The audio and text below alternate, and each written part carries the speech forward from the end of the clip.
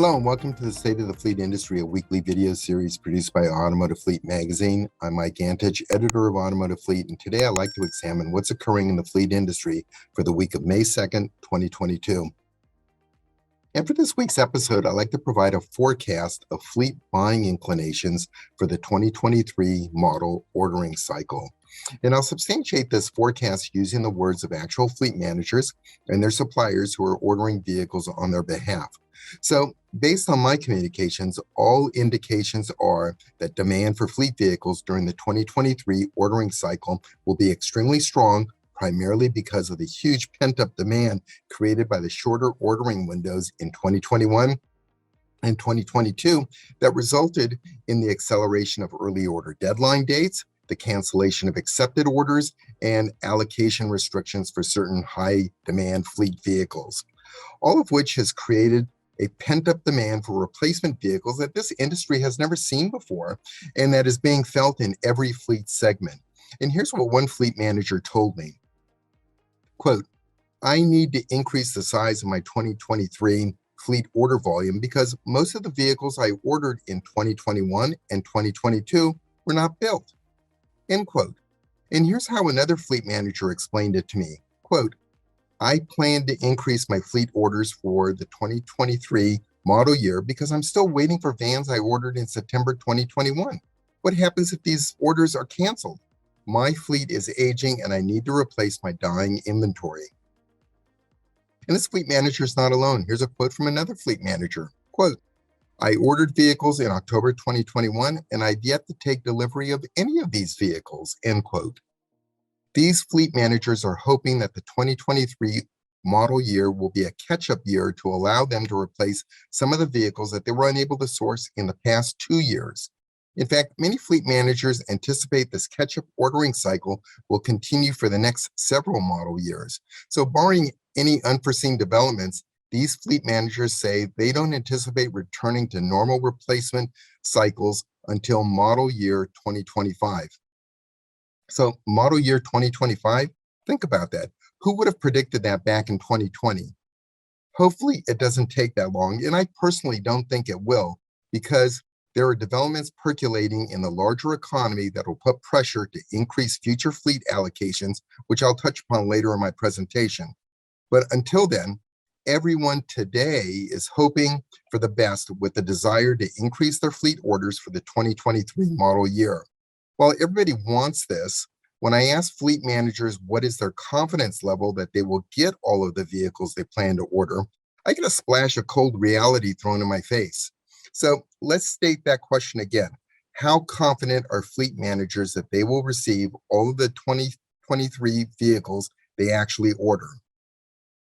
Based on what I'm told, there is a high degree of pessimism among fleet managers as to the likelihood they will have everything they ordered actually built and delivered to them in this model year. And of course, this isn't a monolithic response. I mean, I got a range of responses that went across the full spectrum that included many who said they have high confidence that they'll get all of the vehicles that they ordered. But the majority of the responses from fleet managers skewed in the other direction. And here are some examples. Quote, I have no confidence in receiving my entire 2023 order. And I base this on recent history. I've had orders canceled now for 2 years in a row. End quote. Or consider this, quote, I am skeptical about getting everything I ordered because retail sales are taking priority over fleet sales. Plus, I'm also competing with other fleets for the same vehicles for the same volume, end quote. And while other fleet managers believe that the vehicles they ordered will be built, they're concerned about very long order to delivery time. So here's one example of a fleet manager citing this concern. Quote, I am 95% sure I will get what I order, but will these vehicles be delivered in a timeline I need? They may not, end quote. And another factor influencing actual order to delivery is the vehicle segment from which you are ordering the fleet units. And here's what one fleet manager said, quote, for small vehicle segments, I believe we will receive much of our orders, but I also believe that there will be a limitation on actual deliveries from our orders for large vans, end quote. And other professionals agree with this assessment. So here's another quote, quote, The U.S. desperately needs more options for large and small vans in both cargo and passenger configurations. End of quote. And yet another quote, manufacturers canceling orders months after they've been accepted is incredibly frustrating to all end users and puts pressures on FMCs to find potential solutions. The lack of product and long lead times for the past several years has been challenging to say the least. End of quote. Another constraint is controlled allocation systems for some high demand models. And in a controlled allocation system, it means allocation for each fleet, especially when ordering high demand models, must be approved through the OEM fleet account executive prior to order placement. While this means that you won't get everything that you want, it is nonetheless a reasonable system in the times that we're in today. In a time of product volume limitations, a controlled allocation system is essential because it's designed to be fair to all customers based on past ordering volumes and to minimize the threat that a few mega fleets could end up buying a significant volume of production for high demand fleet vehicles. So how are fleets coping with these ordering constraints? And how do they plan to do so in the 2023 model year? So one ongoing strategy is to maximize actual deliveries has been to move away from sole sourcing and to expand the number of OEMs from whom they source replacement vehicles. So here's a quote that illustrates this. The reality is that we will most likely have to order from several different OEMs if we want to meet our order numbers, end quote. And another strategy being employed by some fleets is to elevate their 2023 fleet order volume, assuming that even though some of these orders will be canceled, the net result would be actual deliveries closer to what they actually need. So here's one example cited by a fleet manager, quote, I believe many fleet managers are going to order at the high end of their order volume for 2023 models.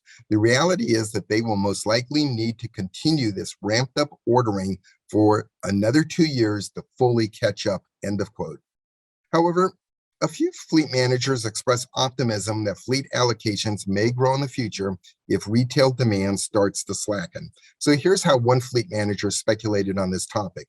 So quote, manufacturers are currently on a high from retail sales profits, but that will slow with higher interest rates and a softening in the economy as the Federal Reserve tries to reduce consumer demand to keep inflation in check. This will make fleet orders more attractive.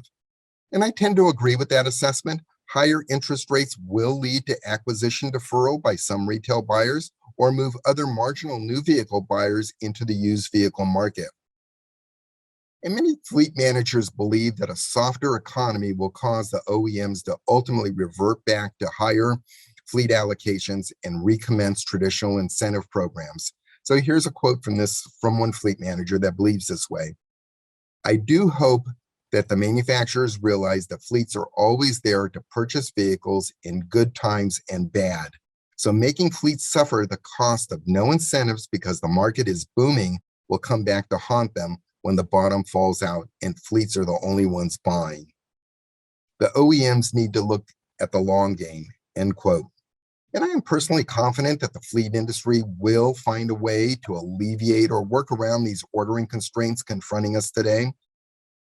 Nonetheless, all of these sourcing difficulties for the past 2 years has created a very stressful situation for fleet managers, suppliers, and OEM fleet account executives. In fact, I'd like to give a shout out to all of the OEM fleet account executives who are in a very tough situation, perhaps the toughest in their entire career, but who are making the best of it. So a word of appreciation to the fleet account executives who are in regular communication with their clients, who are transparent, and who are genuinely trying to help their fleets clients meet their product needs.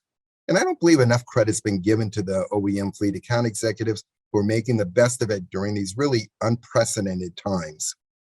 Nevertheless, today is a stressful time for everybody in the fleet industry, and this is best captured in the following quote from one longtime fleet manager. Quote, in my 25-year career, I have never been so stressed in sourcing vehicles as I've been for the past 2 years, end quote. And I don't think anyone will disagree with her.